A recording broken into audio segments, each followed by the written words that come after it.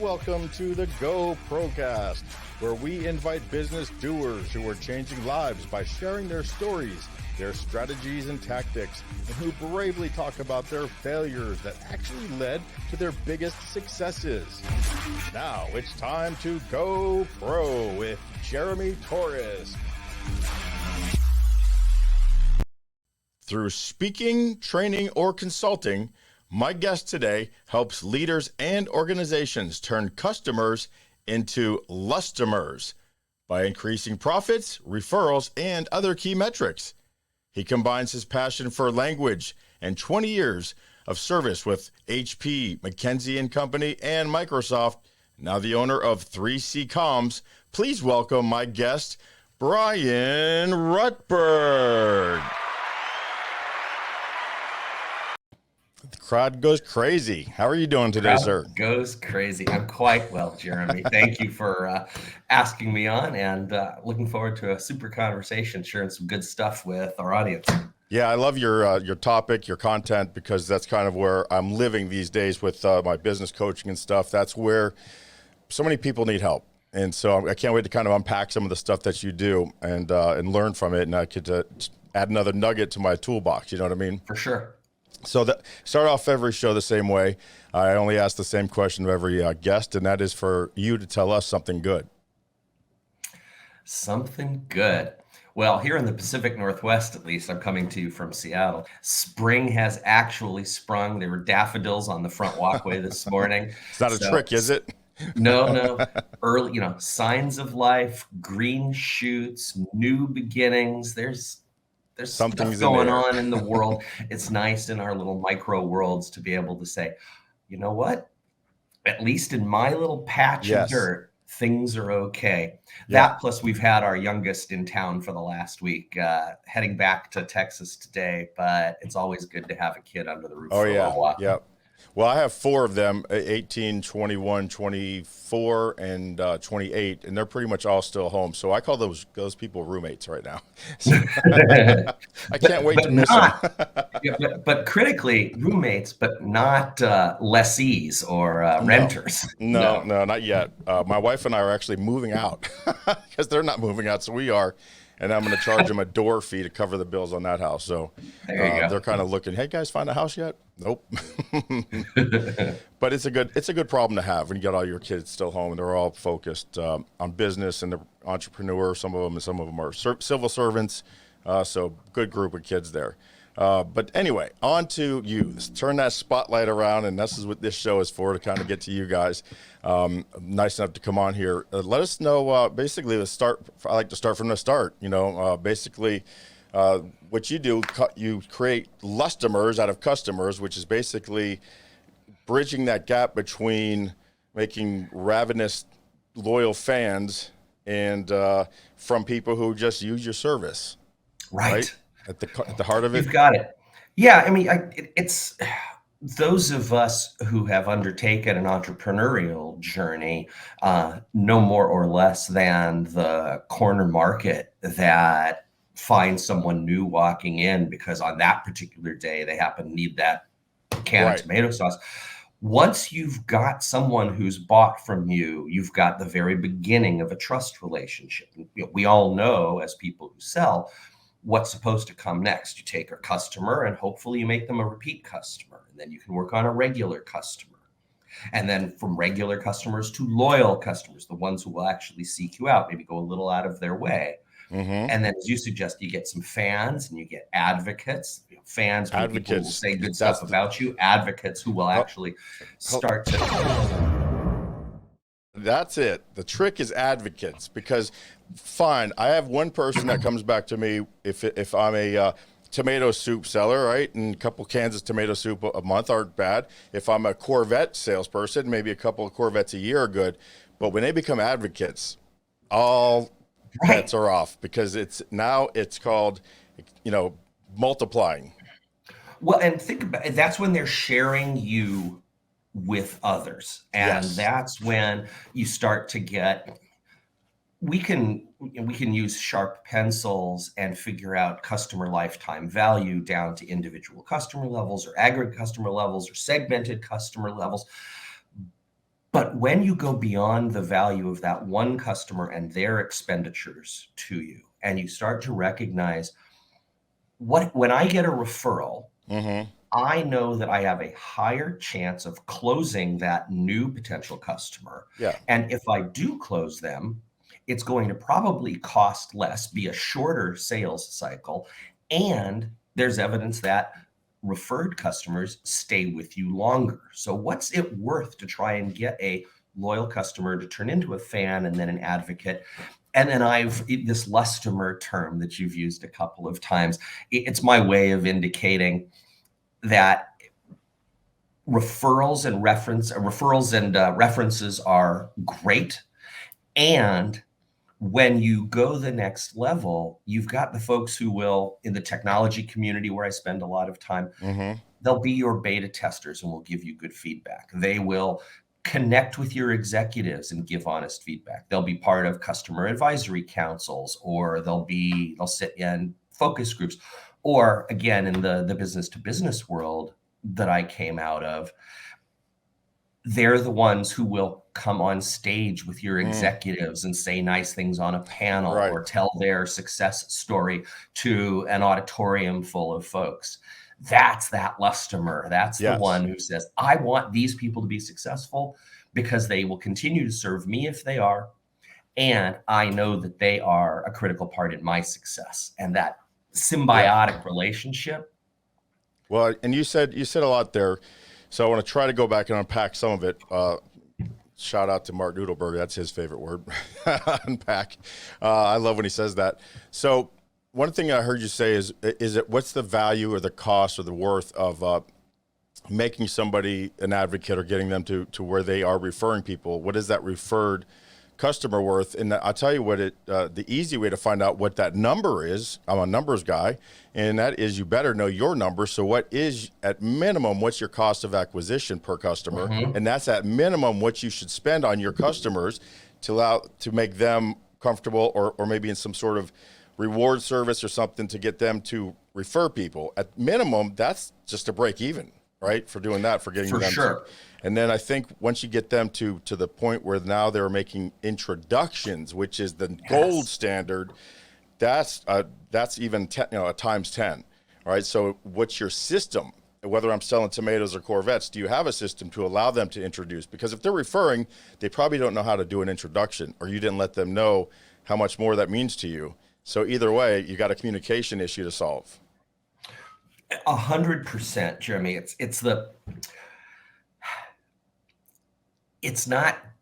is not just a system per se. Sometimes it's as simple as, when you're the entrepreneur who's looking to have people refer new customers to you, it's just remembering to ask. It's making a point of periodically checking in with your customer to hear, there you go. You said it. Just forget to ask. Yeah, Just don't ask. Yeah. And are your salespeople, as part of their training, being given the gift of, here's some language you can use when you know someone's happy, to ask them, is this something you'd want to tell someone else about? Or who do you know who would also really do well with us?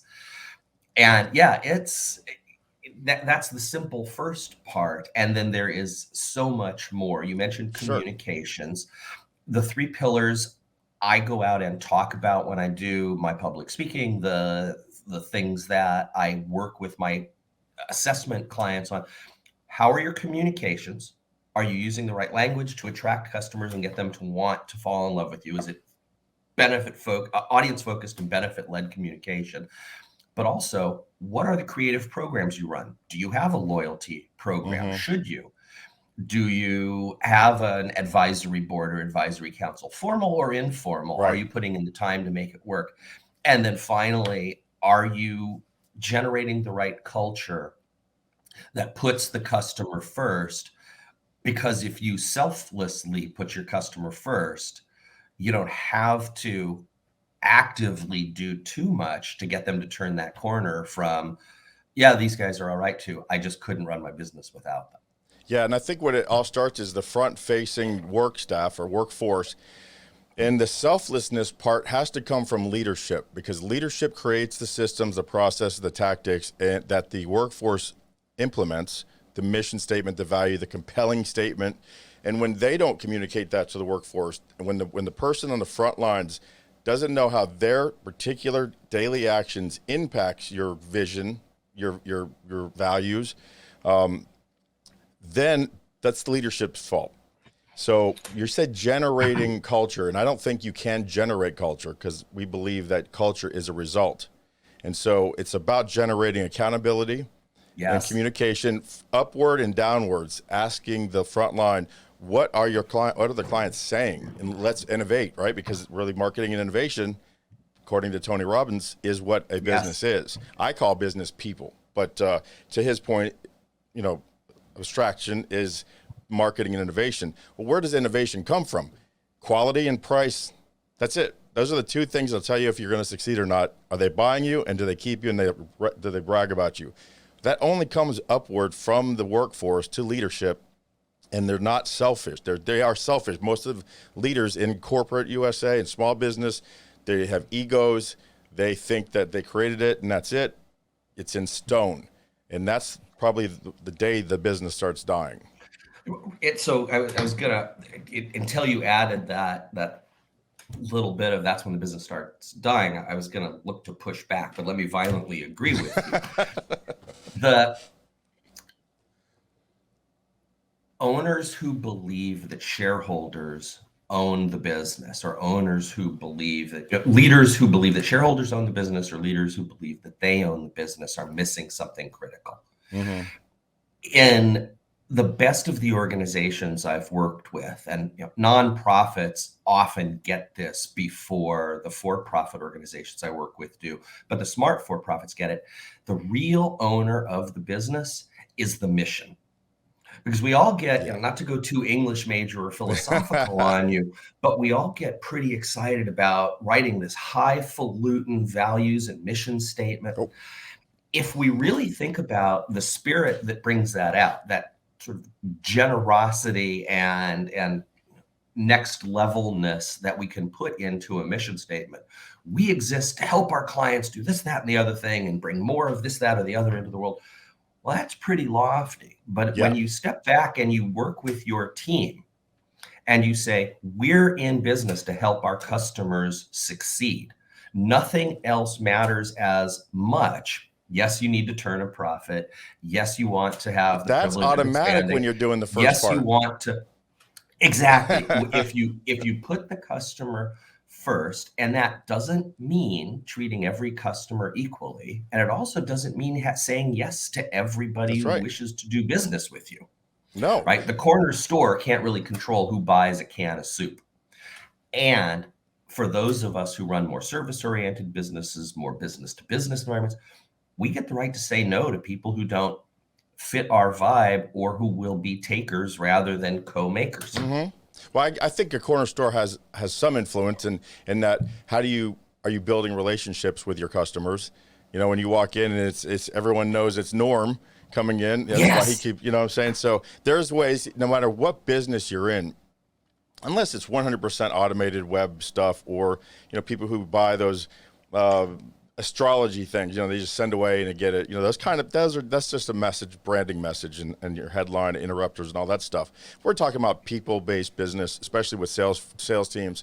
And it's about how you respond, react, and a customer, they're just people. And so if you know that, as long as they have a voice, you don't need to tell them yes, you need to just hear them out a lot of times. Mm-hmm. And then empathize with them, and then give them a chance to say, listen, I'm going to look into it, and get back with them with a resolution. And oftentimes they're fine, because that right there is a huge differentiator, that you return a phone call, and it's just the bar is so low.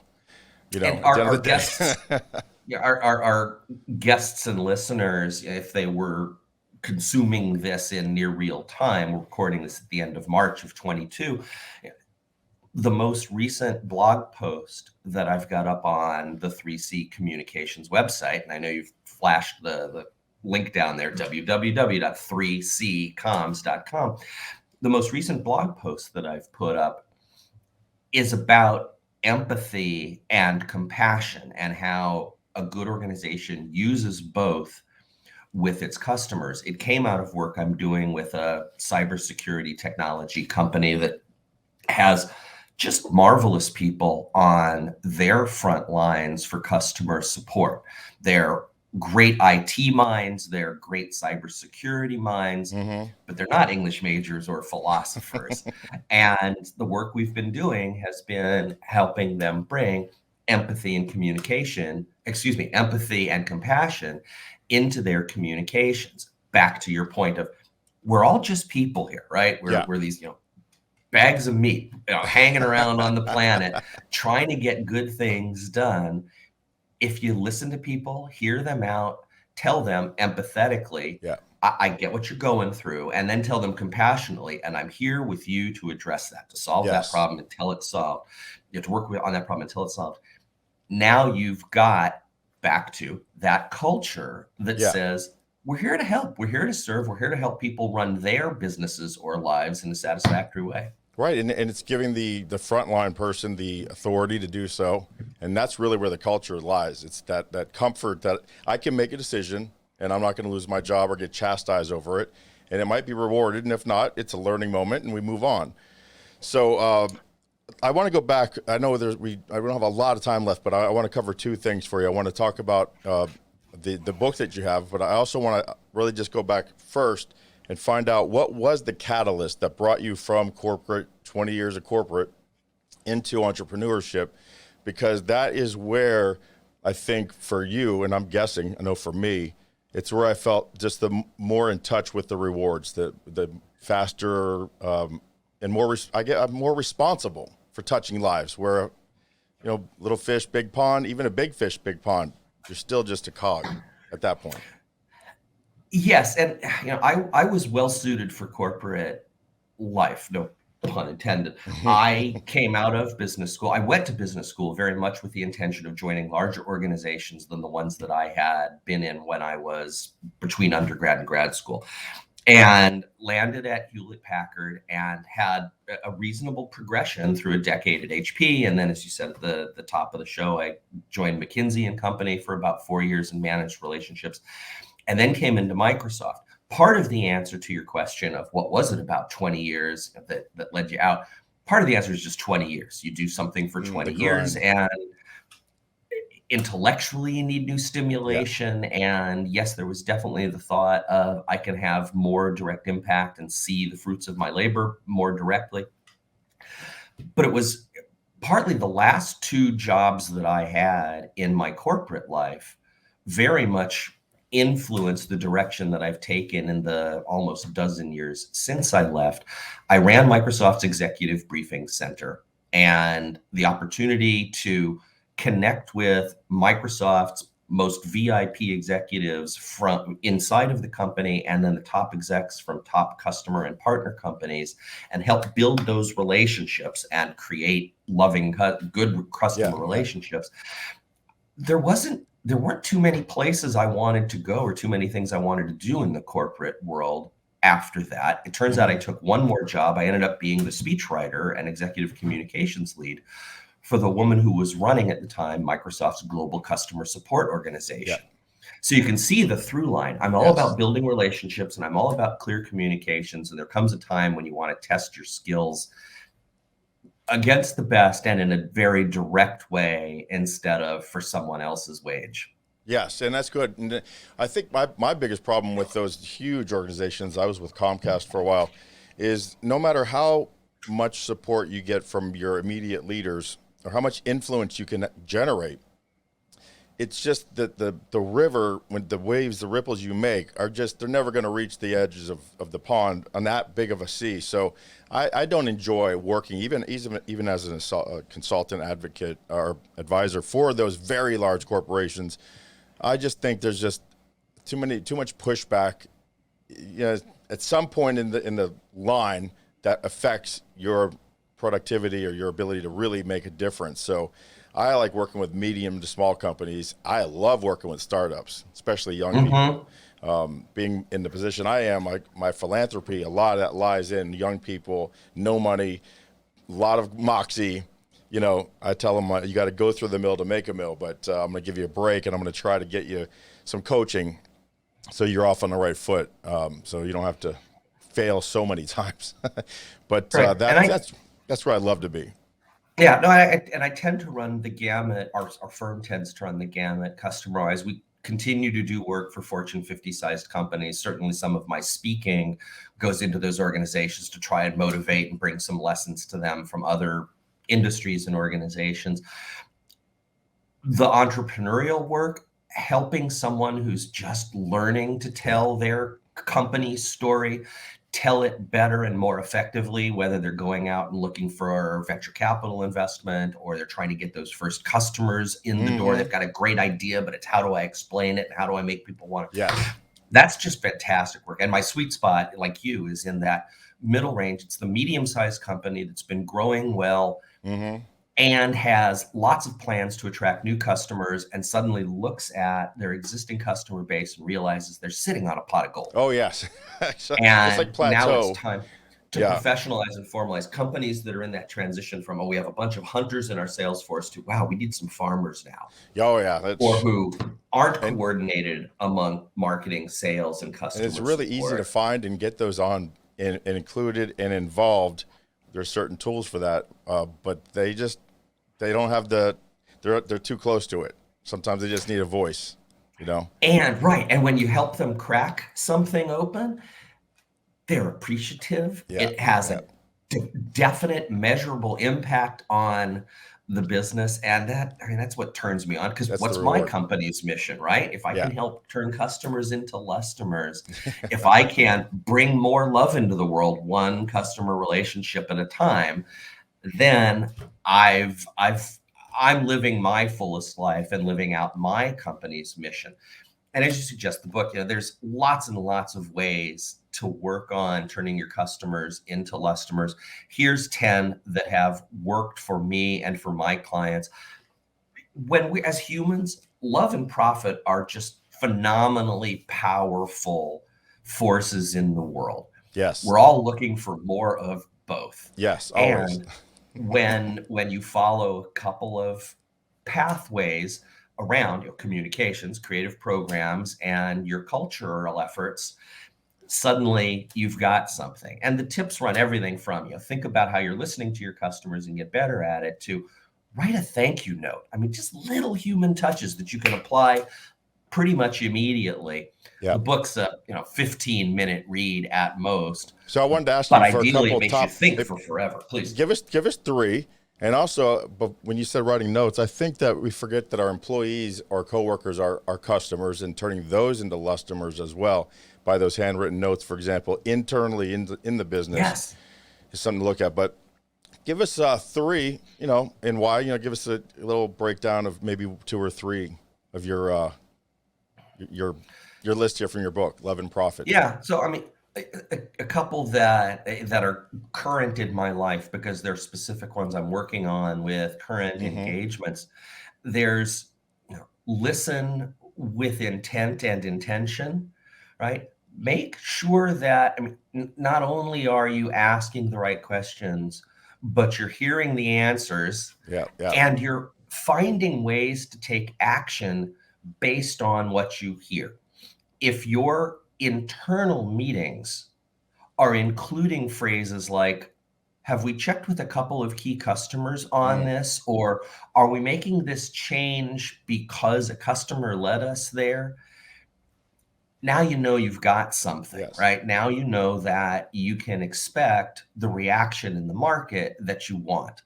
So many changes get made because Philadelphia's down on sales this month. Let's start a promotion. Well, do we know that the promotion's going to work? Or do we benchmarking? Benchmarking is a horrible idea. Best practices. Everybody is so unique. Every company and their targets and they're so. Why are you changing something that somebody else is exceeding in? Look at it, see what applies to you, but get that feedback. And then talk like you said. To your customers. Yeah. And so out of this talk to your customers, becomes the set up some formal listening lines. With one client I worked with in the last year, we just began a very simple 3-question survey that goes out now to each of their clients at 2 critical points on the calendar. It's a tax preparation, or it's a company that works with startups and scale ups and takes care of all of their tax needs. So there's one major item on every company's calendar, and that's my taxes are due on this particular March day. 15th usually. So once the taxes are actually submitted by my client for their clients, a short survey goes out. And we use that to set their net promoter score. It's an opportunity to figure out, who did we really delight? Yeah.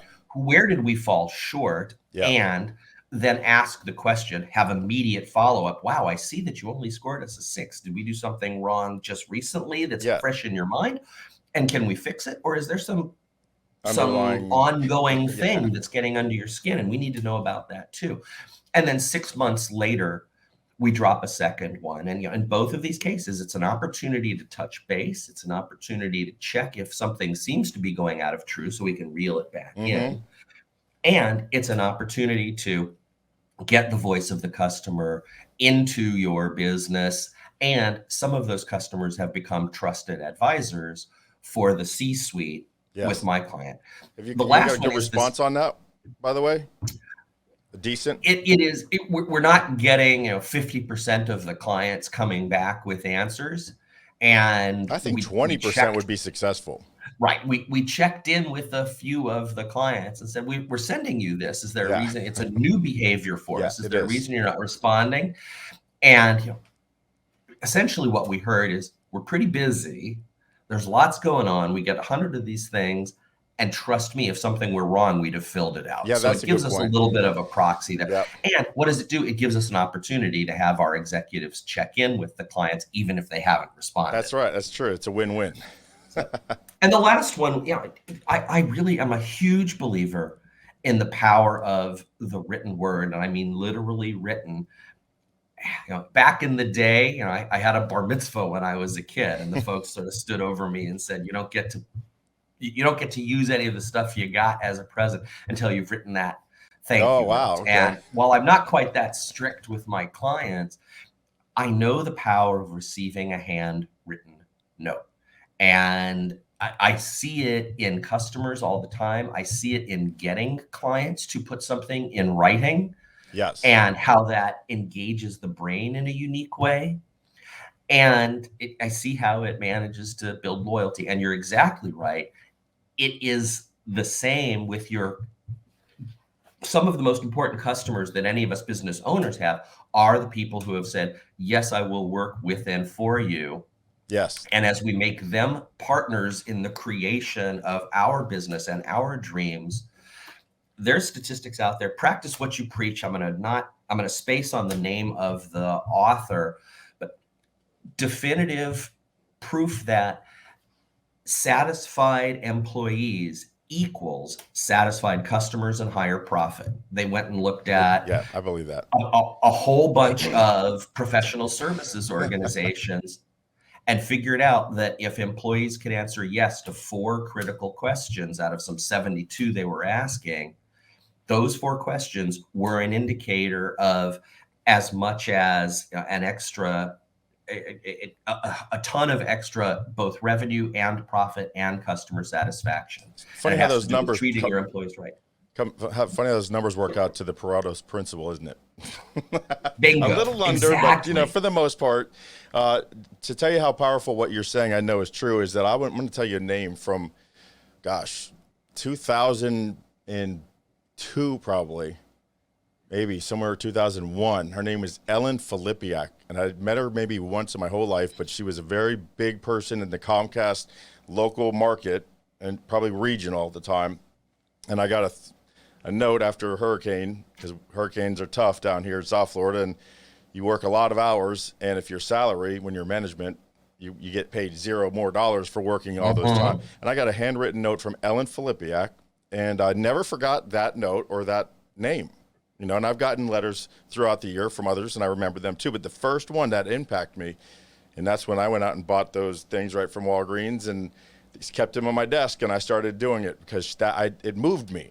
You know, I put it up, I pinned it up to my little wall, you know, the little cloth thing it was there for years. It's probably still in a little box from when I used to work there, and all my little tchotchkes I had in my office. I'll bet you that Ellen Filipiak handwritten thank you note is still in there. So, you know, 20 I had the years pleasure within the last 4 or 5 years, a friend of mine that I went through college with re-entered my life. She's currently living with her husband and her family in England. She went overseas, and we'd lost touch except for occasional connections. And then a group of folks from my university started a text message thread, and someone who was closer to her drew her in.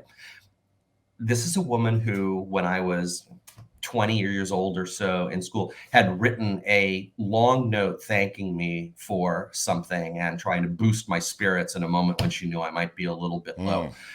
Not only have I kept it all these years, I've had the opportunity to, you know, take out, you know, the trusty phone, take a couple of pictures of the different panels of the card with all of her thoughtful words. And then I sent her the photographs of the card and told her how much that had meant to my life. These things mean a lot. Not everyone, not every time. Yeah. But how good does it make you feel as a customer or as an employee when you get that pat on the back and it's something visceral? You can leave it on your desk, and other people will see it, and it gives you a chance to tell a story. And you're reciprocating. You probably made her feel, and you never know. The beautiful thing about the universe is maybe she needed that moment, that, you know, maybe. You just don't know. And that's why you do the things, not of selfishness, but selflessness. I think we've said it all. I appreciate your time. I think, I mean, we could unpack so much more, but I think we hit a lot of high notes. I think we've helped some people. I want to verbally say some of your links because a lot of people listen to the show without watching it. So visit www.3cc, well, it's 3ccomms, so 3ccomms.com. And there's a Calendly that you can just go ahead and schedule some time with Bryan, and it's calendly.com/3cbryan/intro call. So that's the best ways right now to get in touch with Bryan. Watch the show, get in touch with me. I appreciate your time, and we will be talking again. My pleasure. Thank you. Have a wonderful day. And hey, everybody listening, I can talk about this stuff all day long. I'd love to hear your stories. We will. We'll pass them right along. Look in the comments because that's where we'll have that stuff. Well, thanks everybody for watching. As usual, I'm always in awe of the response and how we're growing. We have monetized the channel, so you're probably going to see some ads, and we appreciate it if you watch those ads and just participate. Bear with them because it does allow us to reach a larger audience with this message. We think that we're helping, and if you have feedback, that's what the comment sections are for. Of course, JeremyTorsk.com, always on the screen there. Please don't hesitate. Give us some ideas, some people that you have in mind. And always remember that around here, we like to say, go pro.